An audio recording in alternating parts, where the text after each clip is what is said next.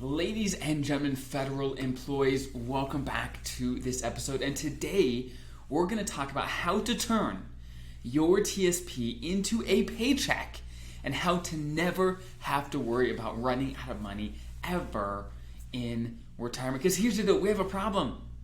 Even if you have the biggest TSP balance ever, which I think the biggest TSP balance actually is like 10 million something, right?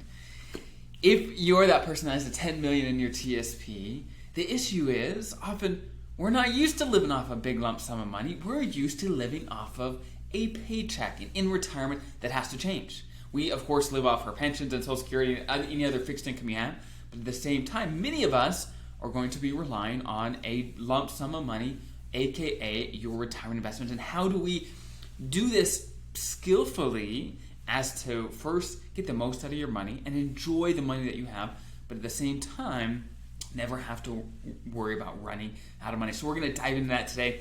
If you're new here, consider subscribing and join the incredible community of federal employees trying to get the most out of their benefits and retire confident. So let's dive right in. Now, if you are a regular, you know that I talk about the 4% rule often here on the channel. Now, the biggest mistake that I see when people are talking about the 4% rule is a lot of people have heard about it and they say, oh yeah, I know what the 4% rule is, but the vast majority of people I talk to really don't understand the particulars. And the devil is in the details of how this actually works. Most people get it wrong, apply it incorrectly, and honestly, they end up leaving lots and lots of money on the table because they don't know how to apply this over time.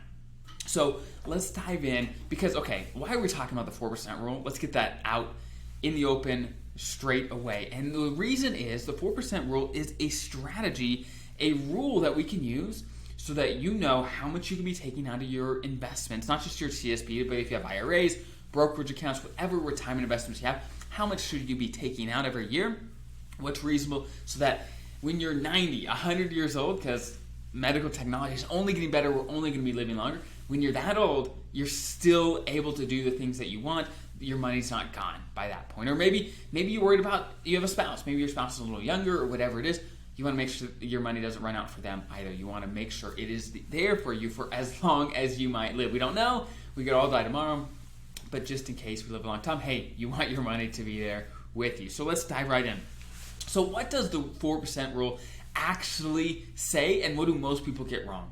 So what the 4% rule says is you got to take whatever TSP or retirement investment balance you have at retirement and times it by 4%. And most people get that right, but that's not where the mistake happens most of the time. So for example, let's say you have $500,000 in your TSP come retirement, okay? So let's times that by 4%. Well, what do we get?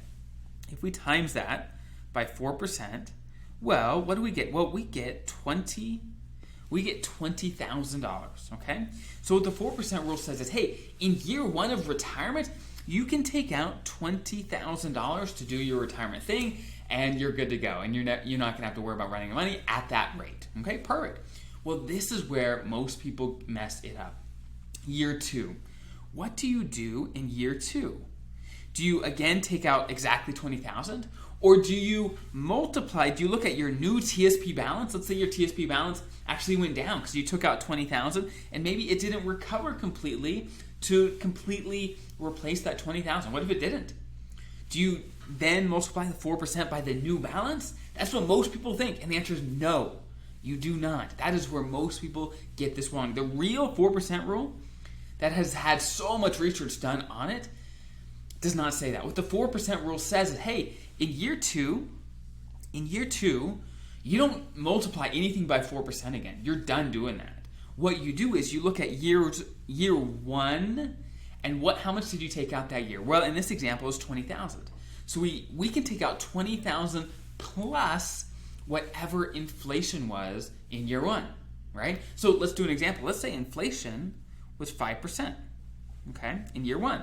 Well, in year one, we took out $20,000. So in year two, we can take out $21,000 because that's $20,000 raised by 5% for inflation's sake. So in year two, you would take out $21,000, and you would do the same thing. So year three, you'd take out 21 plus whatever inflation was over that time. So in reality, what the 4% rule does, it allows you to take out $20,000 a year with inflation. So whatever $20,000 can buy you today, then in 20 years, it's not going to be exactly $20,000. It's going to be whatever $20,000 can buy you today, because with inflation, right? As prices go up, how much you can withdraw goes up as well. Now, most people say, okay, well, what if, at the beginning of retirement, I had $500,000, but what if year 2, 3, 4, what if the market died and some of my investments went away and this balance started to really dwindle? Well, if I just keep taking out the 4%,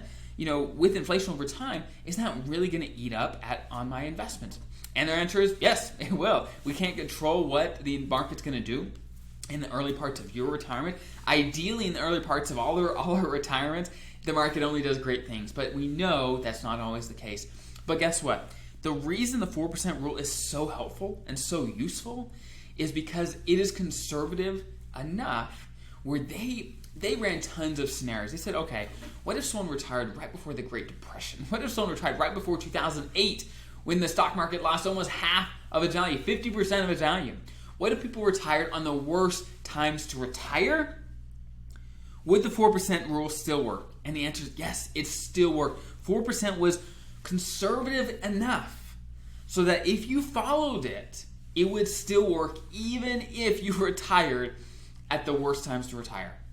At the very worst times to retire. So that is why it's so crucial to have an investment plan so that when things do go down, which they certainly are right now, when things are going up and down, you have a plan so you're not overly taking out your money in the early parts of retirement, but the 4% rule, again, is conservative enough so you are going to be just fine. Now, let's get rid of that. Okay, so we're not out of the woods yet. We're not quite done. I'm going to erase my board here, and we're going to dive into the next piece that is so crucial. So most people, when they figure out, okay, I could take out $20,000 in the first year. Awesome. $20,000 is going to be plenty, along with, you're going to have your TSP, which let's say that's $20,000. Let's say you have your pension, let's say that's another $30,000. Let's say you have Social Security. Great. Let's say that's another $20,000, whatever it is. They add that all up and they say, wow, that's $70,000. Perfect. That's going to be plenty for me to do my retirement thing. Now, what are we forgetting? If you take out $20,000 from your traditional TSP, do you keep that entire $20,000? No, you do not. We only keep what is left after taxes. Taxes. Okay? We have to remember that taxes. So, for example, if you're paying about a 20% tax rate on $20,000, well, what do you keep? Well, you pay about $4,000.